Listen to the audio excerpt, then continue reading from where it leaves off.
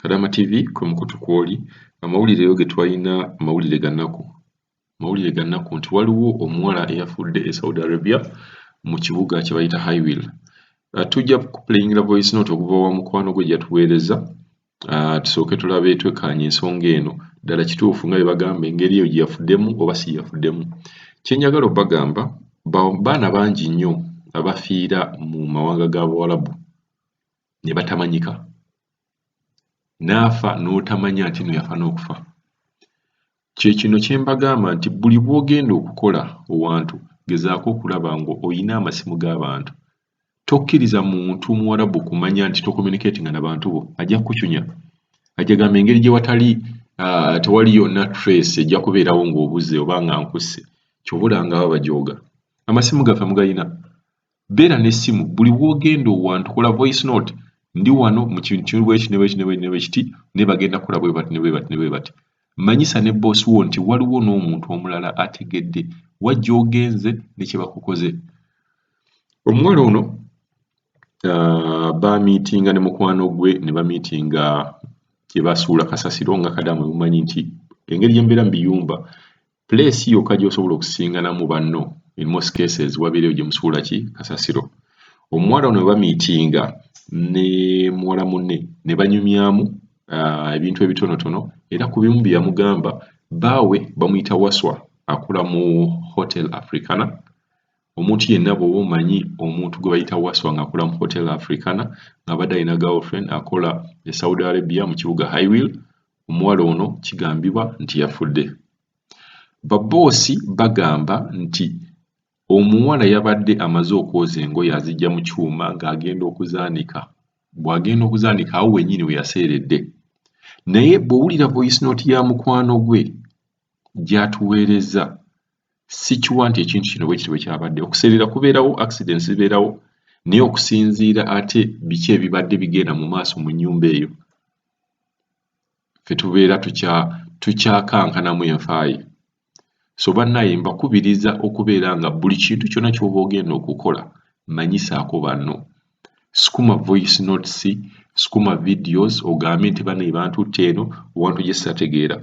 Kansooke mplayingire voice note ya mukwano gwe gy'atuweereza.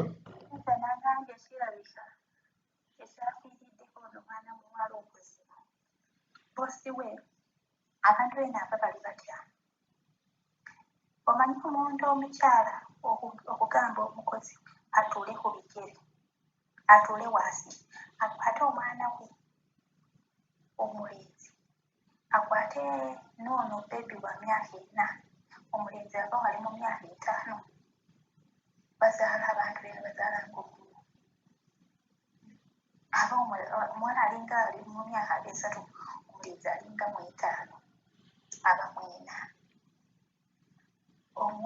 Omuwala tena asitula omwana ku bigere, amwebase ku bigere bye, kino ekito ekirenzi kibeere nga kimukozesa abayigirize. Kati ono omuwala kirabika n'agaana. Kati omwala olwagaana omukyala mwennyini n'atuula.